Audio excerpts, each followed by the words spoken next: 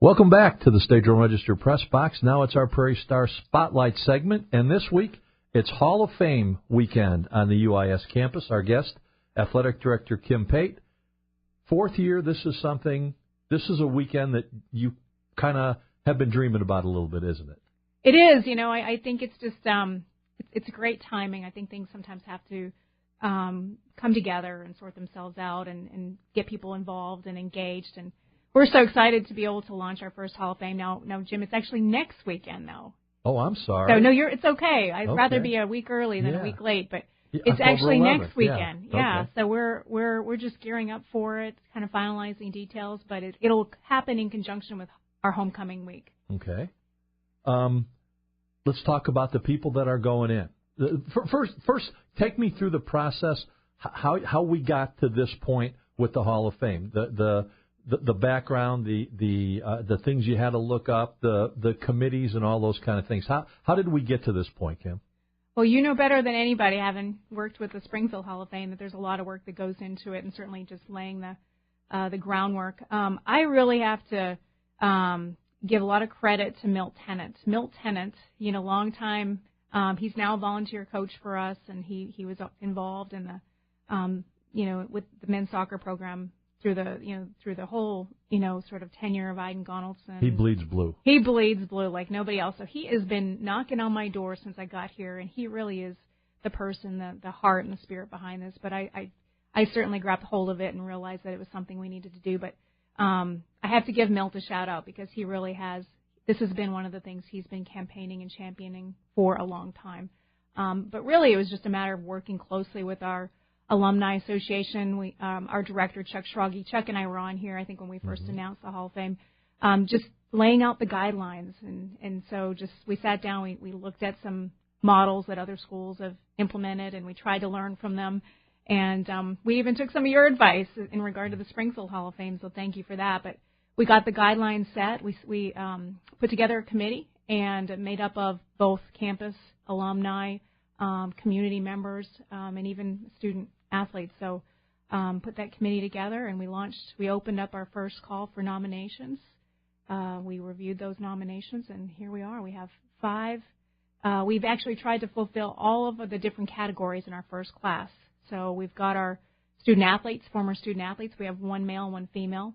We've got former coach, of course, Aiden Gonaldson, which we'll talk about, friend of Prairie Stars, and we also have, we established a team that we would induct as well. So we'll talk a little bit about who we're inducting. And the objective was to have 1 representative from each of those categories. You didn't want to induct 20 people. You didn't want to induct 10 people. You wanted to make you wanted to make the first one obviously a very special group. Absolutely. But you didn't want to shoot the whole, shoot all your bullets. No.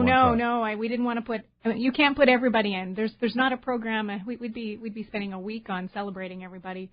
But no, we were really strategic. We wanted every category to be fulfilled, and we're real focused on making sure it's a quality Hall of Fame, that it reflects quality. And so we will have to manage our numbers because we don't have a long history. So I think moving forward, we may have a lighter class moving forward, and we'll play that out as we continue to get nominations as well as to just kind of research our history. There's still things I don't know about, Jim. Tell me about my volleyball team, since we started, or our women's basketball team. So I think it will be a neat experience for us to learn our history as well. Obviously, when you talk about Sangamon State, the early days of the University of Illinois Springfield, it's soccer-based. Yep.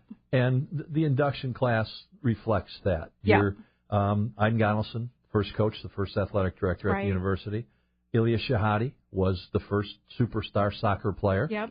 And you mentioned the 1986 men's soccer team, the first NAIA champion team. And Harold Christophlakis is a soccer guy. Yep. To the core. That's right. And those are the inductees, along with, as you said, Carla Jimenez Mills, who was on the women's tennis team. One of the things that I think was important, and full disclosure, I'm a member of the committee.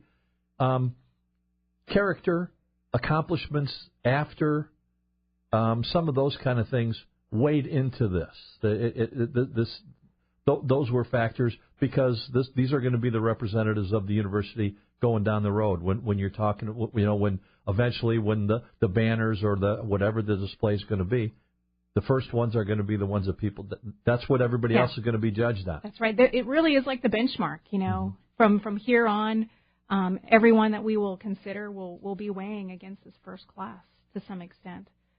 Certainly, as we develop as a university and our history stretches out there, we will have an opportunity to, broaden our consideration. But this will be the first class that we will measure against. You're absolutely right. As far as you know, a majority of the team will be here. That's right, yeah. 18 of the 22 we've heard. We're still trying to track down 2 more. So we're going to have a great representation here. We have all of our other inductees are coming. We are unsure about Shahadi. He may have some medical things that have come up out in California that might prevent him from attending, unfortunately. But we'll be sure to still honor him both during and perhaps even at a future ceremony. And Iden has got a busy weekend because he's also being inducted into his alma mater, the Warren Wilson Hall of Fame, on Friday in Asheville, North Carolina. So he's going to be there, and then he's going to get on a plane and make it back in time for this one. So it's a kind of a double Hall of Fame weekend. It is. It's going to be a big weekend for him.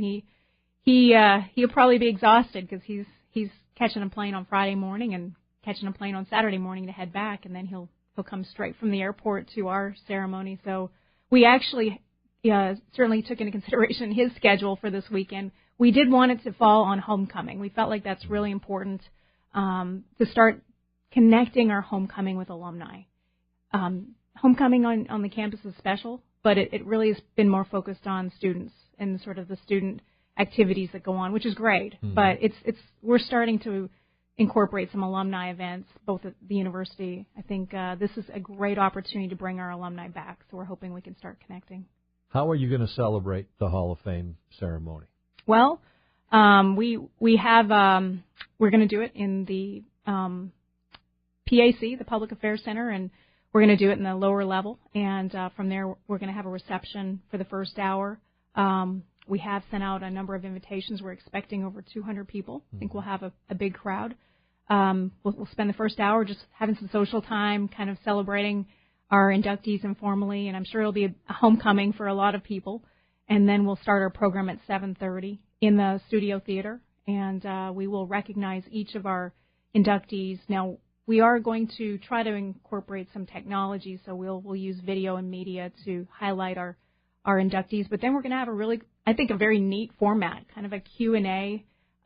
We've asked former Sports Information Director Paul McDonough to come back, and he's going to be the MC for the night. So rather than each of our inductees getting up behind a mic and, just rattling off kind of a scripted thank you, we're going to certainly give them an opportunity to thank people, but we want to give them an opportunity to tell their story. So we're crafting some questions where Paul will actually sit down with each of them and actually kind of have a conversation. Kind of the format that in the baseball. That's right. Yeah. Hawkins absolutely. Yeah. Same kind of format. We like that. I think it just makes for a better program rather than just people getting up there and certainly talking. But we hope we can manage the time too. So we're going to try to keep it to an hour and a half and keep it as succinct while still making it special. The first time Hall of Fame is a big thing, but update us on the Stars Club. Yeah, they're going great. Our membership is we've got a lot of new members that have come in. It's still early for us. We really push up through January. So headed into basketball season, we'll be pushing. We have over 100 members right now. I couldn't tell you exactly what that number is. We reached 392 last year, and we doubled our membership last year. So our goal this year is 500. A lot of our membership comes from our sport, our coaches getting out there and getting some people involved with the sport side. So our push will be from here on out really on the basketball side as well as sports. So we feel pretty confident we should be able to exceed our numbers from last year. So we have an event for the Stars Club scheduled for next Wednesday at Lake Point Grill. We're calling it our Stars Club Caravan. And it'll be an opportunity for people to come out 5 to 7 at Lake Point Grill. We'll have some pizza as well as it'll be in the sort of back room in the bar area, just a social kind of meet and greet networking time we encourage anybody to come out and meet our coaches. It's open to anybody, but we'll promote it through our Stars Club and also through the Alumni Association. They're also going to partner since it's homecoming week and try to get some alumni out. So that's kind of where we are with the Stars Club, and feel great about it. I think we have established a strong foundation to build on. And what I'm most excited about, Jim, is just the people that are involved. The Tom Morantz, the Paul O'Shea's, the Gary Suggs. Those guys have just been tremendous for me as an athletic director to just help connect me in the community, and certainly to be able to help guide us as we've started, made some strides in the community as far as how to develop our Stars Club and how to get people involved. So I think we're in such great shape because of the people we have behind us. How have things gone athletically on the campus so far this fall? Yeah, I knew you were going to ask me that, and I tried to preempt that before you started. Uh-huh. You told me you're a Cubs fan, and certainly there's a... hope is our word. Hope. So you have to hang on. That's what I know. We're having a slow start. I see some great things happening on the field. I think we've got some very talented athletes. Men's soccer is some great talent. If you watch, it's a different style of play. It's a fun style of play, but we're just struggling to put one in the back of the net. So hopefully we'll break through here this weekend. Women's soccer's made some great strides. They tied Lewis last weekend, and Lewis is certainly at the top of our league. Really excited about the progress. Volleyball has struggled a little bit too. So it's not where I want it to be, but certainly I think there's still a lot of time here to turn some things around. We have a very young squad of athletes. We have 180 student athletes in our program. 90 of them are new. So, and 50%. And obviously we have a number of freshmen coming in and just need to develop some experience. But we're kind of retooling right now. But I think the talent that's coming in is very exciting. By the same token, those athletes are performing in the classroom. They are, no doubt about it. We've set some all-time highs with that on the academic side. Last year we finished up with a 3.18 GPA on average across all of our student athletes. When I first got here, it was hovering around 3.01. So we've bumped our academic success up significantly, and we're investing in that. We've created some structure. We just hired a director of academic support services, Nicole Hager, who's an alum. She's coming from actually Robert Morris. She's been a professor there, and she's going to actually help us put some more structure and coordinate some academic support. So we're investing in the academic success of our student athletes. That's very important for us to graduate our student athletes and to make sure that they're performing both with a high level of excellence in the classroom as well as on the field. Need to backtrack 1 second. Going back to the Hall of Fame. When people show up for a basketball game, how are they going to know that there's a Hall of Fame? Is there anything planned for visual recognition of these people? Yep. It's really important that we establish a way to honor our inductees with some type of just an award presentation in our gym, somewhere where people will recognize. We are not there yet. We've got some concepts coming forward. We have some proposals. We are going to start with banners that are hung in our atrium and in our gym that will list each of our inductees. And then we are going to look at our options because there's certainly a financial implication on it. We want to do it right, too. We don't just want to throw up some plaques with some faces. And part of our challenge is we don't have a lot of wall space. There's a lot of glass in that building. Mm-hmm. And so we're going to do it probably a little bit differently. I saw a great concept at University of Indianapolis when I was visiting their facilities. Going to an electronic kiosk is really becoming popular, and I think you can better tell the story. So my vision for how we will do this will be to do it through electronic and technology, where we can play some videos, and you can picture, the 1986 team playing UCLA, or the national championship clips we have. Being able to tell the story through video, I think, will be really important. So we're going to try to go that direction. We just have to finalize kind of our concepts, and certainly then we'll have to do some fundraising for it. The men's and women's basketball schedules are out. Season tickets are available, $49. You can get a season ticket for UIS men's and women's basketball. You can go to uisprairiestars.com for details on that. What's the reaction to the new look? Are you hearing things? You announced the logo a couple months ago. That's right. I've heard great things. Our athletes are excited about it. Community, faculty. I really haven't heard anything negative. Is it selling? We're selling a lot of gear, and we're giving away a lot of gear, too. We certainly are promoting it through the students every student should have at least a T-shirt or two. We have a number of games where we've given away free gear, and a lot of other little knickknacks and things like that. But I think it's going great. It's just awesome to walk in our building and just see all of our athletes wearing the same brand. It might be a little different, there's different ways. We have a lot of variety in our brand, but it's just great that we're unified. We have one look, and so I'm excited about it. I think it's really going to be helpful moving forward. Shop UISgear.com if you want to buy some of that stuff. Anyone looking to support UIS Athletics, you can join the Stars Club. And on the schedule today, soccer against Rockhurst. The women play at 5 o'clock. The men are at 7:30. And that will be followed by homecoming fireworks. That's next Friday. That's the next Friday. Yeah. Okay. This weekend we've got this weekend is the Dan Salisbury Memorial Invitation. That's right. Yeah. That's at Piper Glen on the 4th and the 5th. And then we've got the following weekend on Friday the 10th, women's soccer against Rockhurst 5 o'clock, men's soccer 7:30, and then there'll be fireworks after that. Volleyball against Bellarmine at 7. Saturday at 11, it's the volleyball against Southern Indiana at 3. The Hall of Fame ceremony will take place on Saturday. And then on Sunday, soccer against William Jewell, the women at noon, and the men at 2:30. Anything else going on at the UIS? Yeah, October 8th is that Stars Club Caravan event at Lake Point Grill. Would encourage anybody to come out between 5 and 7. It's free, and it's open to anybody. Coaches going to be there? Coaches are going to be there. Coaches are going to be interacting, mixing and mingling, so it's a great opportunity to meet our coaches. We'll have our fall sport coaches give an update.